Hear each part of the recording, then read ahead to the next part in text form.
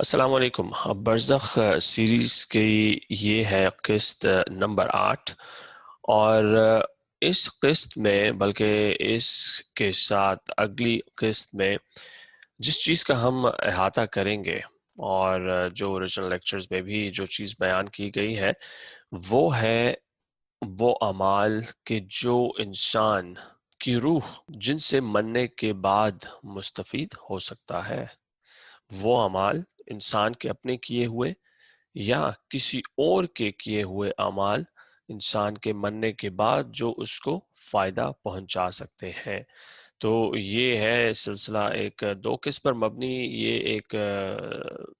Topic ہے برزخ کے اس لیکچر سیریز میں، جس کا احاطہ کریں گے اس قسط میں اور اگلی قسط میں، پیشتر اس سے کہ ہم 10ویں قسط میں پورے اس ٹاپک کو ریپ اپ کریں۔ تو آج کی قسط شروع کرتے ہیں کہ وہ اعمال کے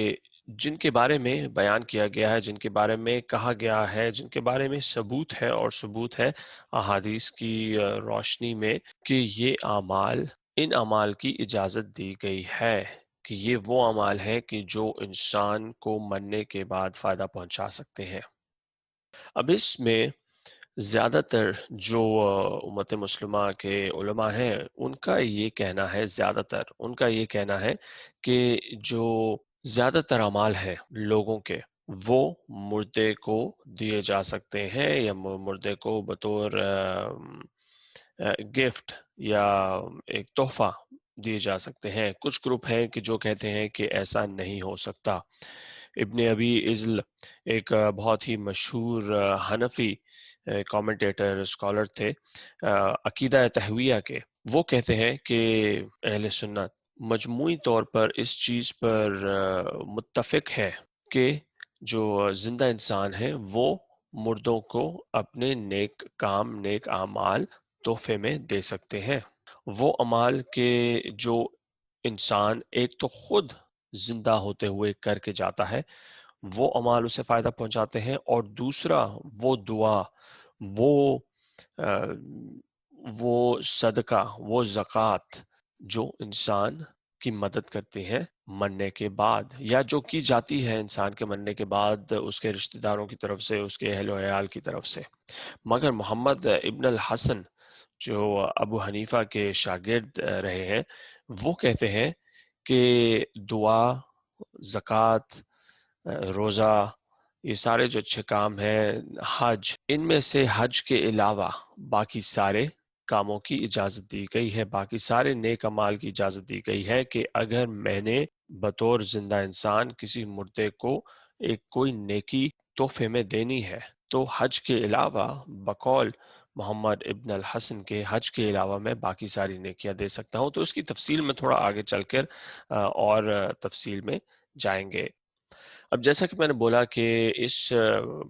حصے میں، اس قسط میں ہم ان اعمال کا جائزہ لیں گے کہ جن کے بارے میں ہمیں صاف صاف بتایا گیا ہے احادیث کی روشنی میں کہ یہ جو اعمال ہیں، یہ نیک اعمال ہیں، ہم ایک مردے کو تحفے میں دے سکتے ہیں۔ یا تو وہ اعمال جو ایک زندہ شخص مردے کو تحفے میں دیتا ہے، یا وہ اعمال جو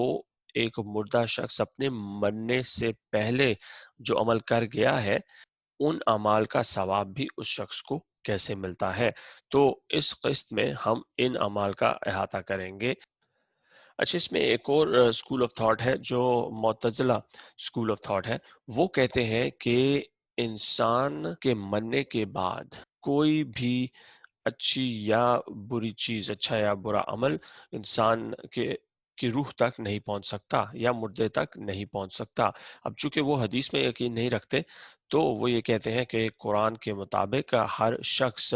اپنی اچھائی اور اپنی برائی یہاں سے خود لے کے جائے گا۔ مگر اس کی بھی تھوڑی تفصیل میں ہم جائیں گے، آگے جا کے اس کی بھی تفصیل میں جائیں گے کہ کس طرح حدیث کی روشنی میں اس چیز کو غلط قرار دیا گیا ہے۔ اس کے بارے میں بھی تھوڑی سی بات کریں گے ہم آگے۔ اگر ہم شروع کریں تو شروع ہم کریں گے اس ایک حدیث سے کہ جس میں حضور پاک صلی اللہ علیہ وآلہ وسلم نے خود سے پرو ایکٹیولی بغیر کسی کے سوال کیے خود سے حضور پاک صلی اللہ علیہ وآلہ وسلم نے اس چیز کا احاطہ کیا، اس چیز کے بارے میں بتایا کہ یہ وہ اعمال ہیں کہ جو انسان کے مرنے کے بعد بھی اس کو فائدہ پہنچائیں گے، کیونکہ دوسری حدیث میں لوگوں نے حضور پاک صلی اللہ علیہ وآلہ وسلم سے سوالات کیے ان اعمال کے بارے میں، مگر اس جگہ پر حضور پاک صلی اللہ علیہ وآلہ وسلم نے خود سے بغیر کسی کے پوچھے اس چیز کے بارے میں ہمیں بتایا۔ اور یہ مسلم میں ہے حدیث، جس کے مطابق حضور پاک صلی اللہ علیہ وآلہ وسلم کہتے ہیں کہ انسان کے مرنے کے بعد اس کے تمام اعمال رک جائیں گے بجائے ان تین کے۔ اور ان تین اعمال، یہ تین اعمال کون سے ہیں؟ یہ تین اعمال ہیں صدقہ جاریہ، علم، کسی بھی طرح کا علم جو انسان چھوڑ کے گیا اپنے لیے، اور نیک اولاد کا اپنے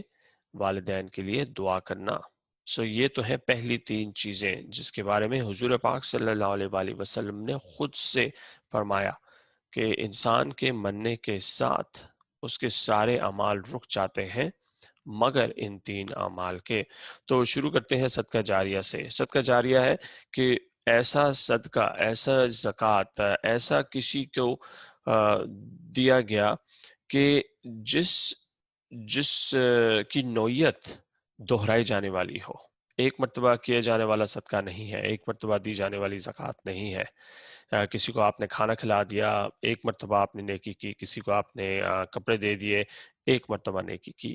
مگر یہ وہ نیکی ہے کہ جو ایک تواتر کے ساتھ آپ کے اکاؤنٹ میں، آپ کے جنت کے آخرت کے اکاؤنٹ میں پیسے جمع ہوتے جاتے ہیں، آپ کا اکاؤنٹ کریڈٹ ہوتا جاتا ہے۔ جیسا کہ آپ نے مسجد کی تعمیر میں پیسے لگائے، کہ صدقہ جاریہ وہ ہے کہ جو اکاؤنٹ چلتا رہتا ہے، کہ جیسے آپ نے مسجد بنائی، مسجد کی طرف بچوں کو مسجد کے لیے پیسے دیے یا مسجد میں صدقہ دیا، اس مسجد میں آ کر جب تک لوگ نماز پڑھ رہے ہیں، دعا کر رہے ہیں، اللہ تعالیٰ کا ذکر کر رہے ہیں، تو اس کا ثواب انسان کو مرنے کے بعد بھی ملے گا۔ جو دوسرا تھا وہ تھا علم۔ اب علم کے بارے میں حضور پاک صلی اللہ علیہ وآلہ وسلم نے جو فرمایا کہ وہ اس علم کی نوعیت بہت ہی ایک معمولی علم سے بھی ہو سکتی ہے اور بہت ہی تفصیل کے ساتھ دیا جانے والا علم بھی۔ اس میں یہ بھی ہو سکتا ہے کہ کسی کو اسلام کی دعوت دی گئی ہو، یا کسی کو نماز کے لیے بلایا گیا ہو، یا کسی کو کوئی ایسی حدیث بتا دی گئی ہو کہ جس کی وجہ سے اس شخص کے زندگی گزارنے کا طریقہ بہتر ہو گیا ہو، تو یہ ہے اس علم کی نوعیت۔ حضور پاک صلی اللہ علیہ وآلہ وسلم نے فرمایا کہ جو کوئی بھی کسی کو اسلام کی جانب اپنے الفاظ سے یا اپنے اعمال سے اسلام کی جانب بلائے گا تو وہ جزا پائے گا ان تمام اعمال کی، ان تمام لوگوں کے کیے جانے والے اعمال کی، کہ جو نتیجہ ہوں گے اس کے لوگوں کو اسلام کی طرف بلائے جانے والے عمل یا لفظ کی۔ تو مراد اس سے یہ ہے کہ اگر ایک شخص نے، اگر اسلم بالفرض ایک شخص ہے کہ جس نے دو لوگوں کو اپنے ساتھ جمعے کی نماز پہ لے کے گئے، اور وہ اس سے پہلے جمعے کی نماز نہیں پڑھتے تھے، تو اس جمعے کے بعد، اگلے جمعے کے بعد، تیسرے جمعے کے بعد وہ دو لوگ خود بخود جمعے کی نماز پڑھنے جانے لگ گئے، اور اس کے بعد وہ اور لوگوں کو بھی جمعۃ المبارک کی نماز کے لیے لے کے جانے لگ گئے۔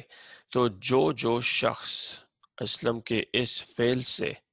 مستفید ہوگا یا جمعہ کی نماز پڑھنے لگ گیا، تو ان تمام کی نمازوں کا ثواب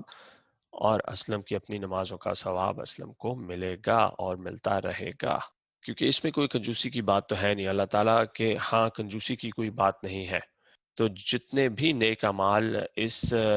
ایک عمل کے بعد آئیں گے، ان تمام اعمال کا ثواب اسلم کو ملے گا۔ حدیث مبارک ہے کہ جس کسی نے بھی ایک اچھے کام کا تعارف کرایا، تو اس کو قیامت کے دن تک اس اچھے کام کا ثواب ملے گا، اور جس کسی نے بھی کوئی برا کام متعارف کرایا، اس کو قیامت کے دن تک اس برے کام کا گناہ ملے گا۔ ایک مرتبہ حضور پاک صلی اللہ علیہ وآلہ وسلم اپنے صحابہ کے ساتھ بیٹھے ہوئے تھے کہ ایک نو مسلم گروپ آیا حضور پاک صلی اللہ علیہ وآلہ وسلم کے پاس، اور حضور پاک نے دیکھا کہ ان کی حالت بہت ہی شکستہ، بہت ہی مفلوق الحالی میں نظر آ رہے تھے۔ تو حضور پاک صلی اللہ علیہ وآلہ وسلم نے صحابہ سے پوچھا کہ ان کو کون صدقہ دے گا؟ کسی نے کچھ نہیں بولا، اور وہ دور تھے، بہت ہی قحط سالی چل رہی تھی ان دنوں۔ حضور پاک صلی اللہ علیہ وآلہ وسلم نے ایک مرتبہ پھر بولا کہ ان لوگوں کو کون صدقہ دے گا؟ کوئی کچھ نہیں بولا، تمام صحابہ چپ رہے۔ جب تیسری مرتبہ حضور پاک صلی اللہ علیہ وآلہ وسلم نے پوچھا کہ ان کو کون صدقہ دے گا، تو ان میں سے ایک صحابی اٹھ کے گئے، اپنے گھر سے کچھ چیزیں لے کے آئے اور بولے کہ میرے پاس جو ہے یہ میں ان لوگوں کو صدقہ دے رہا ہوں۔ اب ان صحابی کی دیکھ دیکھی اور لوگ اٹھ کر کھڑے ہوئے اور مختلف چیزیں دینے لگ گئے، گھر سے لانے لگ گئے یا دینے لگ گئے، اور تھوڑی دیر میں وہاں پر کافی چیزیں جمع ہو گئی تھیں اس گروپ کے لیے۔ تو حضور پاک صلی اللہ علیہ وآلہ وسلم نے اس موقع پر فرمایا کہ یہ شخص کہ جس نے یہ عمل شروع کیا، پہلا شخص کہ جو اپنے گھر جا کر یہ چیزیں لایا، یہ شخص کہ جس نے یہ عمل شروع کیا، اس شخص کو ان تمام لوگوں کے اچھے اعمال کا ثواب ملے گا، کیونکہ وہ شخص یہ پورا سلسلہ شروع کرنے کا ذمہ دار تھا۔ تو اس سے ہمیں پتہ لگتا ہے کہ جو تواتر ہے، جو تسلسل ہے، اس کا ثواب بھی ہمیں ضرور ملے گا، کیونکہ اللہ تعالیٰ کے ہاں نیکیوں کی یا ثواب کی کوئی کمی تو ہے نہیں، ایک کوئی فکسڈ اکاؤنٹ تو ہے نہیں، وہ تو انلمیٹڈ اکاؤنٹ ہے کہ جس میں انلمیٹڈ ثواب ہے، لا تعداد فرشتے ہیں، لا تعداد ثواب ہے، ثواب کا ہم تو اندازہ نہیں کر سکتے۔ اسی لیے یہ علم اچھے کام کی شکل میں بھی ہو سکتا ہے، کوئی اچھی بات بتانا بھی ہو سکتا ہے، کسی کو قرآن شریف پڑھانا بھی ہو سکتا ہے، نماز سکھانا بھی ہو سکتا ہے، کوئی اسلام سے متعلق کوئی ایک حدیث بتانا بھی ہو سکتا ہے، کوئی ایسی چیز کہ جو کسی شخص کی زندگی گزارنے میں اس کی مدد کر سکے، اس کی زندگی کو بہتر بنا سکے۔ اور تیسرا ہے نیک اولاد کا اپنے والدین کے لیے دعا کرنا۔ اب اس میں یہاں پر نیک کیوں کہا گیا ہے؟ یہاں پر نیک اس لیے بولا گیا ہے کہ جب ایک نیک اولاد اپنے والدین کے لیے دعا کرے گی تو نیک سے مراد یہ ہے کہ اس بچے کی یا بچی کے بچپن میں اس کے والدین نے اس کے ساتھ وقت گزارا، وقت لگایا، نماز سکھائی، قرآن شریف سکھایا، نیک اعمال کے بارے میں بتایا، کھانے پینے کا بتایا، دعائیں بتائیں، سفر کی دعا، نظر کی دعا، مختلف دعائیں بتائیں، قرآن شریف کا تلفظ سمجھایا، قرآن شریف کے بارے میں ترجمہ سکھایا، اللہ تعالیٰ تبارک و تعالیٰ کے بارے میں بتایا، حضور پاک صلی اللہ علیہ وآلہ وسلم کے بارے میں بتایا۔ تو نیک اولاد کی پرورش کے سلسلے میں جب والدین وقت صرف کرتے ہیں اور پھر بڑے ہو کر وہی نیک اولاد اپنے والدین کے لیے دعا کرتی ہے، تو وہ جو دعا ہے وہ صدقہ جاریہ بن کر ان والدین کے لیے جب وہ اس دنیا میں موجود نہیں ہوتے ان کے لیے آرام کا باعث بنتے ہیں۔ اب یہاں پر یہ بات بھی آ سکتی ہے کہ حضور پاک صلی اللہ علیہ وآلہ وسلم نے ان تینوں کو ایک ہی حدیث میں کیوں ذکر کیا، ان کا ذکر ایک ہی ساتھ کیوں کیا، مگر ان کو علیحدہ علیحدہ کیوں پھر کیٹیگرائز کیا؟ اس کا جواب تو یہی ہو سکتا ہے کہ ان تینوں کا ذکر علیحدہ علیحدہ اس لیے کیا گیا تاکہ ان کی اہمیت سے ہمیں روشناس کرایا جا سکے، ہمیں بتایا جا سکے کہ ان تینوں چیزوں کی اہمیت کیا ہے، نیک اولاد کی اہمیت، صدقہ جاریہ کی اہمیت، اور علم کی اہمیت، کسی کو کوئی چیز سکھانے کی اہمیت کیا ہے۔ اسی لیے ان تینوں چیزوں کو علیحدہ علیحدہ بیان کیا گیا، حالانکہ تھے یہ ایک ہی حدیث میں۔ اب یہ تینوں چیزیں تو ایصال ثواب کے لیے نہیں استعمال ہو سکتی، مگر یہاں سے وہ سلسلہ شروع ہوا ان اعمال کا کہ جو انسان کے مرنے کے بعد اس کے لیے رحلت کا باعث بن سکتے ہیں، رحمت کا باعث بن سکتے ہیں۔ اور یہی وہ چیز ہے کہ جہاں پر ان 3 اعمال میں جواب ملتا ہے معتزلہ اسکول آف تھاٹ کو، کہ جن کے بارے میں کہا گیا کہ جو حدیث میں یقین نہیں رکھتے، اور وہ یہ کہتے ہیں کہ انسان کے مرنے کے بعد کوئی بھی اچھا یا برا عمل انسان تک نہیں پہنچ سکتا۔ تو یہ جو 3 اعمال ہیں، صدقہ جاریہ، کسی کو کچھ سکھانا، اسلام کی دعوت دینا، علم کی روشنی سے کسی کو لیس کرنا، اور پھر اچھے اچھی اولاد کا والدین کے لیے دعا کرنا، یہ 3 اعمال اپنے آپ میں ہی اس معتزلہ اسکول کے لیے پریشانی کا باعث ہیں، کیونکہ یہ وہ اعمال ہیں کہ جو انسان خود کر کے جاتا ہے یا جن کی بنیاد انسان خود ڈالتا ہے اپنی زندگی میں۔ تو یہاں پر یہ اس سوال کا بھی جواب مل گیا۔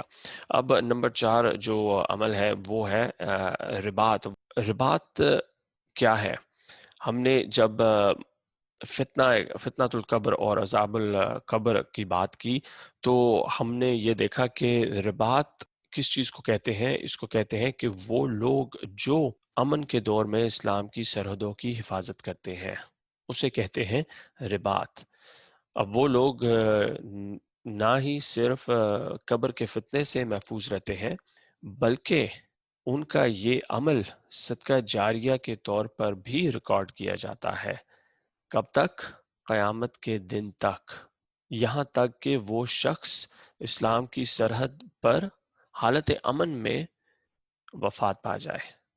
باوجود اس کے کہ وہ شخص حالت امن میں اسلام کی سرحد پر اسلام کی سرحد کی نگرانی کرتے ہوئے وفات پا جائے، تب بھی اس شخص کا یہ فعل صدقہ جاریہ کے طور پر ریکارڈ کیا جائے گا اللہ تبارک و تعالی کی طرف سے۔ یہ تو تھا نمبر 4۔ انسان کا اپنا عمل مرنے کے بعد انسان کے لیے صدقہ جاریہ کی شکل میں انسان کے لیے ثواب کا باعث بن رہا ہے۔ اب جو نمبر 5 ہے اس میں 2 چیزوں کا ذکر ہے، دعا اور استغفار۔ دعا ایک اولاد کی دعا اپنے والدین کے لیے، کیونکہ والدین نے اپنے بچے کی پرورش میں وقت صرف کیا، اپنے بچے کی پرورش میں اس چیز کا خیال رکھا کہ اس کو صحیح چیزیں بتائی جائیں۔ اور وہ دعا یہ بھی ہو سکتی ہے کہ یا اللہ میرے والدین کو، یا کسی کے لیے جب دعا کر رہے ہیں اور یا اپنی دعا خود مرنے سے پہلے کہ میرے والدین کی قبر کو روشنی عطا فرما، ان کے لیے جنت میں ایک باغ مختص فرما، ان کے لیے عذاب قبر آسان کر دے، عذاب قبر سے بچا، جنت میں ان کا مقام بلند فرما، دوزخ کی آگ سے محفوظ فرما۔ یہ سب کچھ دعا میں ہی آتا ہے۔ اور یہاں پر ایک دعا کا ذکر کیا گیا، ربنا اغفر لنا ولاخواننا الذین سبقونا بالایمان۔ اے اللہ معاف فرما اور بخشش فرما ان لوگوں کی جو ہم سے پہلے آئے تھے۔ یہاں پر اس چیز کا ذکر ہے کہ انسان اگر ان تمام لوگوں کے لیے دعا کرتا ہے تو وہ دعا جائز ہے، وہ دعا بالکل صحیح ہے کہ اے اللہ تعالیٰ ان تمام لوگوں کو معاف فرما، ان تمام لوگوں کے گناہ بخش دے کہ جو میرے سے پہلے آئے تھے۔ پھر نماز جنازہ میں بھی دعا ہے۔ اب اس کا ذکر میں ایک پہلی قسط میں بھی کر چکا ہوں کہ نماز جنازہ میں بھی کچھ تو حصہ ہے جو قرآن شریف کا ہے، مگر اس میں بھی موجود ہے ایک دعا کا حصہ کہ جو انسان عربی میں کر سکتا ہے، انگریزی میں، فارسی میں، اردو میں، جو بھی آپ کی زبان ہے اس میں آپ وہ دعا کر سکتے ہیں۔ اور اس دعا کا متن یہ ہے کہ اس شخص کا میت کا نام لے کر اس کے لیے ایصال ثواب یا اس کے لیے دعا کی جائے کہ اے اللہ ہمارے زندوں اور ہمارے مردوں کو معاف فرما، اے اللہ ہمارے مرد اور عورتوں کو معاف فرما، جو یہاں موجود ہیں، جو یہاں نہیں موجود ان کو معاف فرما، اے اللہ جو زندہ ہیں ان کو اسلام کی راہ پر زندہ رکھ، اور جو مر چکے ہیں ان کو ایمان کی موت دے اور ان کو مرنے کے بعد ان کی آخرت آسان فرما۔ ہمیں زندگی میں اچھائی سے مت روکو اور ہمیں آخرت میں اچھائی کی طرف لے کے جاؤ۔ ایک مرتبہ حضور پاک صلی اللہ علیہ وآلہ وسلم نماز جنازہ پڑھا رہے تھے، اور حضور پاک صلی اللہ علیہ وآلہ وسلم نے فرمایا، دعا کے حصے کے طور پر فرمایا کہ یا اللہ اس شخص کے درجات بلند فرماؤ، اس شخص کی قبر کو کشادہ کر اور اس شخص کی روح کو اس طرح پاک کر دے کہ اس کے جتنے بھی غلط اعمال ہیں وہ اس طرح اس کی روح سے غائب ہو جائیں کہ جس طرح سفید کپڑے سے داغ غائب ہو جاتے ہیں۔ یا اللہ اس کو قبر میں بہتر ساتھی عطا فرما، ہم سے بہتر ساتھی عطا فرما۔ اس جگہ پر حضور پاک صلی اللہ علیہ وآلہ وسلم کا اشارہ ہے قبر میں فرشتوں کی جانب۔ اے اللہ اس کو ہم سے بہتر ساتھی عطا فرما۔ اے اللہ اس شخص کو جنت میں جگہ عطا فرما۔ یا اللہ اس شخص کو قبر کے فتنے سے بچا۔ یا اللہ اس شخص کو دوزخ کی آگ سے بچا۔ اور یہ چیز، یہ دعا ہم لوگ، جیسا کہ میں نے بولا ہے کہ ہم لوگ اپنی کسی بھی زبان میں کر سکتے ہیں اس میت کا نام لے کر۔ ابو داؤد کی حدیث ہے کہ حضور پاک صلی اللہ علیہ وآلہ وسلم نے فرمایا کہ جب بھی تم مردے کے لیے دعا کرو تو بہت ہی خلوص کے ساتھ، بہت ہی پیار کے ساتھ، خلوص کے ساتھ کرو، کیونکہ ایک دن تمہارے لیے بھی دعا کی جا رہی ہوگی۔ اور ایک اور حدیث میں ابو داؤد نے بولا کہ جب ہم نے مردے کو قبر میں اتارا تو حضور پاک صلی اللہ علیہ وآلہ وسلم نے فرمایا، حضور پاک صلی اللہ علیہ وآلہ وسلم نے بولا ہم سب کو کہ یہ وقت ہے اس میت کے لیے دعا کرنے کا تاکہ اللہ تعالیٰ اس میت کو وہ استقلال دے، اس میت کو وہ ایمان کی مضبوطی دے کہ جس کی وجہ سے یہ میت قبر میں ان تمام سوالوں کا جواب دے سکے جو اس میت سے ابھی پوچھے جانے لگے ہیں۔ اس جگہ پر حضور پاک صلی اللہ علیہ وآلہ وسلم نے خاص طور پر اس چیز کا ذکر کیا۔ مسند امام احمد میں حدیث ہے، ابو ہریرہ سے روایت ہے کہ اللہ تعالیٰ، حضور پاک نے فرمایا کہ اللہ تعالیٰ جنت میں کسی شخص کا مقام بلند کریں گے تو وہ شخص اللہ تعالیٰ سے پوچھے گا کہ یا اللہ یہ کیا ہو رہا ہے کہ مجھے کیوں ایسا لگ رہا ہے کہ میرے درجات بلند کیے جا رہے ہیں، تو اللہ تعالیٰ فرمائیں گے کیونکہ تمہاری اولاد اس وقت تمہارے لیے دعا کر رہی ہے، کیونکہ تمہاری اولاد اس وقت، وہ اولاد کے جس کی پرورش کی، جس کو تم نے سب کچھ سکھایا، وہ اولاد اس وقت تمہارے لیے دعا کر رہی ہے، تمہاری مغفرت کے لیے دعا کر رہی ہے۔ تو اس مغفرت کی دعا کا یہ مرتبہ ہے کہ اس کی وجہ سے جنت میں والدین کا مقام بلند کیا جائے گا، اور وہ اللہ تعالیٰ سے پوچھیں گے کہ اے اللہ یہ کیا ہو رہا ہے۔ اچھا، یہ تو تھی بات دعا کی، اب آتے ہیں ہم استغفار کی جانب۔ اب استغفار بھی دعا کی ہی ایک قسم ہے، فرق صرف یہ ہے کہ استغفار میں ہم دعا کرتے ہیں کہ یا اللہ گناہوں کو معاف کیا جائے اور ان گناہوں کو ثواب میں تبدیل کر دیا جائے۔ یہاں پر ایک حدیث ہے ابو سید کی کہ ہم حضور پاک صلی اللہ علیہ وآلہ وسلم کے ساتھ بیٹھے ہوئے تھے اور وہاں پر بنو سلامہ کے لوگ پہنچے، اور وہ لوگ جو مسجد قبلتین میں نماز پڑھتے تھے، اور مسجد قبلتین وہ ہے کہ جسے مسجد بنو سلمہ بھی کہا جاتا تھا، اور یہ وہی مسجد ہے، وہی لوگ ہیں کہ جنہوں نے جب عصر کی نماز شروع کی ایک قبلے کی جانب، تو نماز کے دوران ہی قبلہ تبدیل کر دیا گیا۔ سو یہ ہے وہ بنو سلامہ کا قبیلہ۔ تو وہ آئے حضور پاک صلی اللہ علیہ وآلہ وسلم کے پاس اور انہوں نے پوچھا کہ یا رسول اللہ، کہ ایک شخص نے پوچھا، ان میں سے ایک شخص نے پوچھا کہ یا رسول اللہ، کہ اب کہ جب میرے والدین وفات پا چکے ہیں تو میں ایک اچھے بیٹے یا بیٹی کے تحت میں کیا کر سکتا ہوں ان کے لیے؟ تو یہاں پر حضور پاک صلی اللہ علیہ وآلہ وسلم نے 5 چیزوں کا تذکرہ کیا۔ نمبر 1، ان کے لیے دعا کرو۔ نمبر 2، ان کے لیے استغفار کرو۔ نمبر 3، ان کے وہ وعدے پورے کرو جو انہوں نے اپنی زندگی میں اللہ تعالیٰ یا کسی اور شخص کے ساتھ کیے۔ ان کے ان رشتہ داروں سے ملو کہ جن سے تم ان کی زندگی میں صرف ان کی موجودگی میں ملتے تھے، اور ان کے دوستوں کے ساتھ اچھے طریقے سے پیش آؤ، ان کے دوستوں سے ملو۔ سو یہ 5 چیزیں حضور پاک صلی اللہ علیہ وآلہ وسلم نے بیان کی۔ اب اس میں پہلی تین چیزوں کی تو سمجھ آتی ہے۔ بہت ہی ضروری نکتہ ہے کہ جو نمبر 4 اور نمبر 5 ہے کہ ان رشتہ داروں سے ملو کہ جن سے تم ان کی موجودگی کے علاوہ نہیں ملتے تھے، اور ان کے دوستوں سے ملو۔ اب اس بات کا کیا مقصد ہو سکتا ہے؟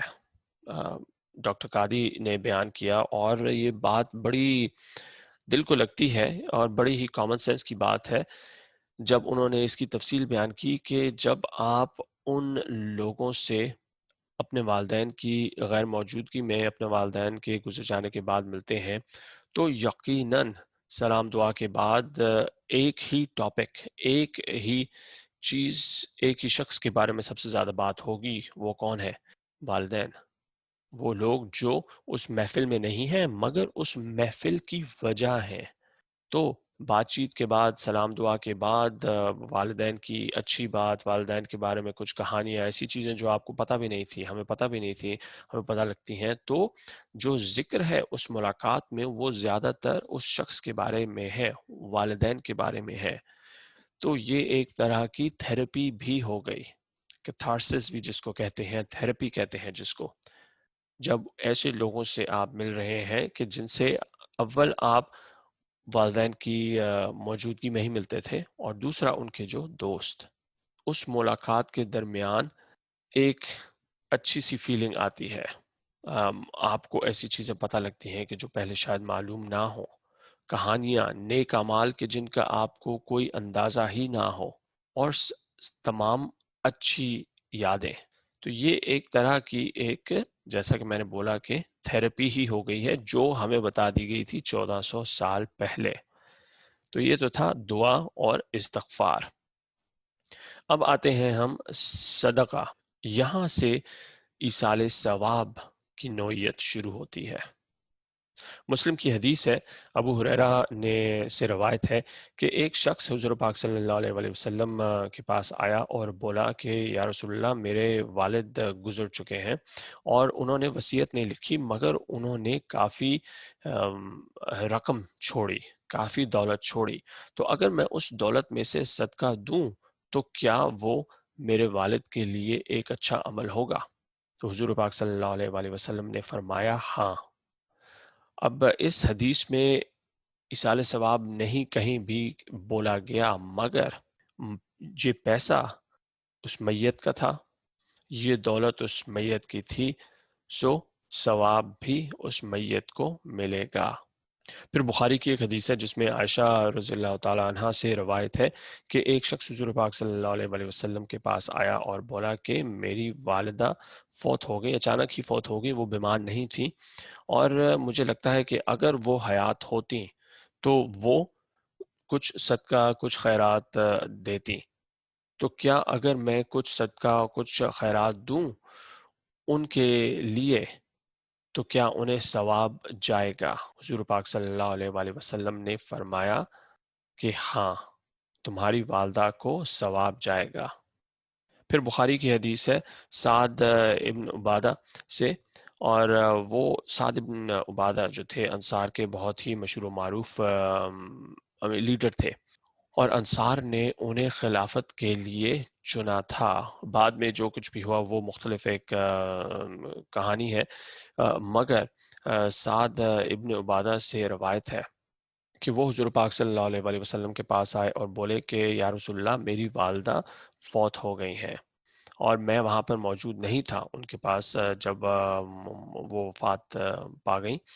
تو اگر میں ان کے لیے صدقہ دوں تو کیا انہیں اس صدقے سے ثواب ملے گا؟ حضور پاک صلی اللہ علیہ وآلہ وسلم نے فرمایا کہ ہاں ملے گا۔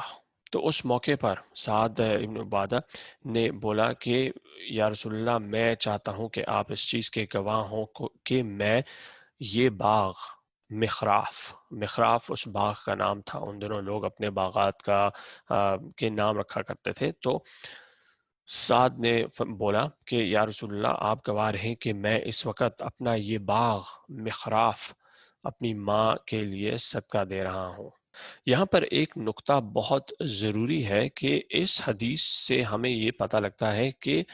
صدقہ جاریہ کسی زندہ شخص کی جانب سے کسی مردہ شخص کے لیے، جیسا کہ سعد نے اپنی والدہ کے لیے باغ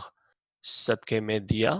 کہ جس باغ سے لوگ مستفید ہوتے رہیں گے تو وہ صدقہ جاریہ بن گیا، اور اس جگہ پر حضور پاک صلی اللہ علیہ وآلہ وسلم نے انہیں اجازت دی کہ ہاں تم یہ کر سکتے ہو۔ اور اس کے بعد سعد نے حضور پاک صلی اللہ علیہ وآلہ وسلم سے پوچھا کہ سب سے بہترین صدقہ کیا ہے جو میں اپنی ماں کے لیے کر سکتا ہوں؟ حضور پاک صلی اللہ علیہ وآلہ وسلم نے فرمایا پانی کا ایک کنواں، اور اس کے بعد سعد نے پانی کے ایک کنویں کے لیے بھی پیسے صدقے میں دیے۔ اور یہ ایک ایسی چیز ہے کہ جو صدقہ جاریہ مردے کے لیے زندہ شخص کی جانب سے، جس کا ثواب اس مردے کو بغیر کسی رکاوٹ کے ایک تسلسل کے ساتھ مردے کو ملتا رہے گا۔ اور یہ ایسی چیز ہے کہ جو ہمیں کرنی چاہیے، ہمیں اس چیز کا خیال رکھنا چاہیے کہ صدقہ جاریہ مردے کے لیے ہم بھی کوشش کریں کہ ہم کسی نہ کسی صورت کریں۔ نمبر 7 ہے حج اور عمرہ۔ بخاری کی حدیث ہے، ابن عباس سے روایت ہے کہ ایک عورت حضور پاک صلی اللہ علیہ وآلہ وسلم کے پاس آئی اور ان سے پوچھا کہ میری ماں نے یہ وعدہ کیا تھا اللہ تعالیٰ سے کہ اگر وہ بہتر ہو گئی، اگر میری والدہ کی صحت بہتر ہو گئی تو وہ جا کر حج کرے گی۔ اب جب کہ میری والدہ فوت ہو چکی ہیں تو کیا مجھے وہ حج کرنا چاہیے؟ تو حضور پاک صلی اللہ علیہ وآلہ وسلم نے اس عورت سے پوچھا کہ اگر تمہاری ماں مرتے ہوئے کچھ قرض چھوڑ گئی ہو کہ جو اس نے لوگوں کے قرض واپس کرنا تھا تو کیا وہ تم قرض واپس نہ کرتی؟ اس عورت نے بولا ہاں میں کرتی۔ تو حضور پاک صلی اللہ علیہ وآلہ وسلم نے فرمایا کہ تمہاری ماں کا وعدہ اللہ تعالیٰ کے ساتھ وہ قرض ہے کہ جس کو تمہیں ادا کرنا ہے۔ یہ بہت ہی مستند حدیث ہے بخاری کی۔ تو اس موقع پر اس عورت نے اس چیز کو سمجھا، اور یہاں پر یہ چیز واضح ہے کہ کسی بھی شخص نے جب اللہ تعالیٰ سے وعدہ فرمایا تو وہ وعدہ ایک قرض بن گیا کہ جو اس شخص کو اتارنا ہے، اور اگر وہ شخص نہیں اتار سکا اپنی زندگی میں تو اس کے مرنے کے بعد اس کی آل اولاد کو وہ قرض اتارنا پڑتا ہے۔ مسلم کی حدیث ہے کہ ایک شخص حضور پاک صلی اللہ علیہ وآلہ وسلم کے پاس آیا، اور جب حج بالکل فرض ہوا، جب حج کے بارے میں بتایا گیا تھا، تب وہ شخص حضور پاک صلی اللہ علیہ وآلہ وسلم کے پاس آیا اور بولا کہ میرے والد صاحب بہت ہی ضعیف ہیں اور وہ اونٹ پر بیٹھ کر حج کا سفر نہیں کر سکتے، تو کیا میں ان کے لیے حج کر سکتا ہوں؟ حضور پاک صلی اللہ علیہ وآلہ وسلم نے فرمایا ہاں تم ان کے لیے حج کر سکتے ہو۔ اب یہ جو حدیث ہے یہ ایک زندہ شخص کے لیے ہے جو ضعیف العمری کی بنا پر حج کا سفر نہیں کر سکتا، اور اس کو کہتے ہیں حج بدل۔ تو حضور پاک صلی اللہ علیہ وآلہ وسلم نے یہ اجازت دی۔ مسند امام احمد میں روایت ہے کہ کسی شخص نے حضور پاک صلی اللہ علیہ وآلہ وسلم سے پوچھا کہ میرے والد صاحب حج کے لیے نہیں جا سکتے تو کیا میں ان کے لیے حج کر سکتا ہوں؟ حضور پاک صلی اللہ علیہ وآلہ وسلم نے فرمایا کہ جاؤ اپنے والد کے لیے حج اور عمرہ دونوں کرو۔ پھر ابن عباس سے روایت ہے کہ ایک شخص حضور پاک صلی اللہ علیہ وآلہ وسلم کے پاس آیا اور ان سے پوچھا کہ میرے والد صاحب فوت ہو گئے حج کیے بغیر، تو کیا میں ان کے لیے حج کر سکتا ہوں؟ حضور پاک صلی اللہ علیہ وآلہ وسلم نے اس شخص سے پوچھا کہ اگر تمہارا والد کوئی قرض ادا کیے بغیر مر جاتے تو کیا تم وہ قرض ادا کرتے؟ اس شخص نے بولا جی ہاں میں کرتا۔ اس موقع پر حضور پاک صلی اللہ علیہ وآلہ وسلم نے فرمایا تو پھر جاؤ اور اپنے والد کے لیے وہ حج کرو۔ اب یہ جو تمام احادیث کا احاطہ کیا ہے یہ ہے فرض حج کے لیے۔ اب ایک مرتبہ حضور پاک صلی اللہ علیہ وآلہ وسلم حج کے لیے جا رہے تھے اور رستے میں ان کی ملاقات ایک شخص سے ہوئی جو بار بار جب ہم حج کے لیے جاتے ہیں تو بولتے ہیں لبیک لبیک اللہم لبیک۔ تو وہ شخص لبیک کے ساتھ کسی اور شخص کا نام لے رہا تھا، شبرما شبرما۔ حضور پاک صلی اللہ علیہ وآلہ وسلم نے اس شخص سے پوچھا کہ شبرما کون ہے؟ تو اس شخص نے بولا کہ یہ شبرما میرا کوئی بھائی بندہ ہے یا میرا عزیز و اقارب ہے۔ اس نے یہ نہیں بولا کہ یہ میرے والدین ہیں۔ جب حضور پاک صلی اللہ علیہ وآلہ وسلم کو اس شخص نے بتایا کہ شبرما کون ہے، تو حضور پاک نے اس شخص سے پوچھا کہ کیا تم نے اپنے لیے فرض حج کر لیا ہے؟ اس شخص نے بولا نہیں۔ تو حضور پاک صلی اللہ علیہ وآلہ وسلم نے اس شخص کو بولا کہ پہلے جاؤ اور اپنا فرض حج کرو، اور پھر اس کے بعد اس شخص کے لیے، شبرما کے لیے حج کرو۔ اس سے مراد اس حدیث سے ہمیں صاف یہ پتہ لگتا ہے کہ اس حدیث میں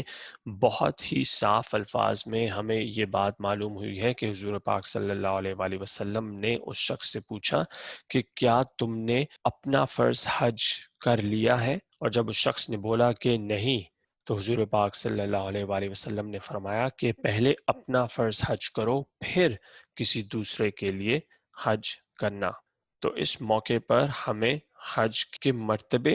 اور حج کی حیثیت اسلام کے ایک رکن کے ہمیں اس کا اندازہ ہوتا ہے کہ ہمیں پہلے اپنا فرض حج ادا کرنا چاہیے، پھر اس کے بعد کسی اور شخص کے لیے حج بدل ادا کرنا چاہیے۔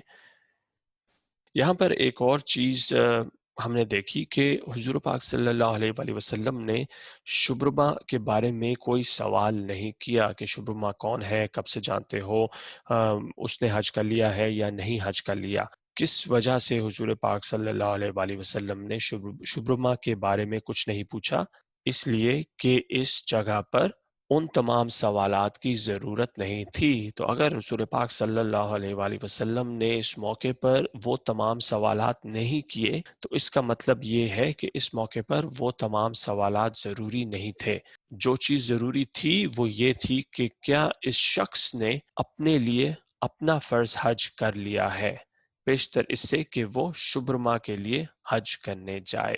جس سے ہمیں ایک اور چیز کا اندازہ ہو جانا چاہیے کہ قرآن و حدیث میں اگر کسی چیز کے بارے میں کچھ بیان نہیں کیا گیا، یا تو قرآن شریف میں نہیں یا حدیث مبارک میں کسی چیز کے بارے میں کوئی ہمیں مثال نہیں ملتی یا کوئی ہمیں متن نہیں ملتا، اس کا مطلب یہ ہے کہ اللہ تبارک و تعالی نے اس چیز کی اہمیت اتنی نہیں رکھی کہ جس کے بارے میں ہم سوچ بچار کریں۔ ہمارے لیے اور اس طرح کی بہت چیزیں موجود ہیں، بہت ٹاپک موجود ہے، بہت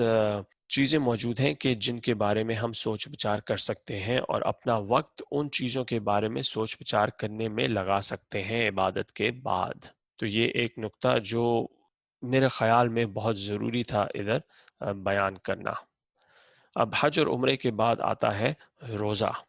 بخاری اور مسلم میں حدیث ہے، حضرت عائشہ سے روایت ہے، حضور پاک صلی اللہ علیہ وآلہ وسلم نے فرمایا کہ جو شخص وفات پا جاتا ہے اور اس کے کچھ روزے ہوتے ہیں کہ جو شخص نے نہیں رکھے ہوتے، تو اس کے خاندان والوں کو چاہیے کہ وہ روزے رکھیں۔ اب جیسے کسی شخص نے روزے نہیں رکھے علالت کی وجہ سے، اور وہ شخص وہ روزے رکھے بغیر، رمضان المبارک کے بعد وہ شخص وہ روزے رکھے بغیر وفات پا گیا، تو اس کے خاندان والوں کو چاہیے کہ وہ روزے پورے کیے جائیں۔ مسند امام احمد میں ابن عباس سے روایت ہے کہ انہوں نے حضور پاک صلی اللہ علیہ وآلہ وسلم سے پوچھا کہ میری والدہ اپنے کچھ روزے پورے کرنے سے پہلے وفات پا گئیں، کیا میں ان کے لیے وہ روزے پورے کروں؟ حضور پاک صلی اللہ علیہ وآلہ وسلم نے فرمایا، ہاں، تم اپنی والدہ کے لیے وہ روزے پورے کرو۔ اور یہ جو دونوں احادیث بیان کی ہیں، یہ ہیں فرض روزوں کے لیے، نفل روزوں کے لیے نہیں۔ یہ ان روزوں کے لیے ہیں جو فرض روزے تھے۔ اور 9ویں نمبر پر وہ کیا عمل ہے؟ وہ ہے اضحیہ، جسے قربانی بھی کہتے ہیں۔ اب یہ ہے مسند امام احمد میں عمر ابن العاص سے روایت ہے۔ اب عمر ابن العاص کا تذکرہ ہم برزخ کے اس سیریز میں کافی مرتبہ کر چکے ہیں، سکرات الموت سے لے کر ایک اور دو اور مرتبہ عمر ابن العاص کا تذکرہ ہوا ہے۔ بہت ہی مشہور سیاستدان اس وقت کے، اور قریش کے بہت ہی مشہور خاندان میں سے۔ انہوں نے حضور پاک صلی اللہ علیہ وآلہ وسلم سے پوچھا کہ یا رسول اللہ، میرے والد صاحب اپنی وفات سے پہلے اللہ تعالیٰ سے یہ وعدہ کر کے فوت ہوئے کہ میں 100 اونٹ قربان کروں گا۔ میرے بھائی ہشام نے 50 اونٹ اپنے ذمے لیے اور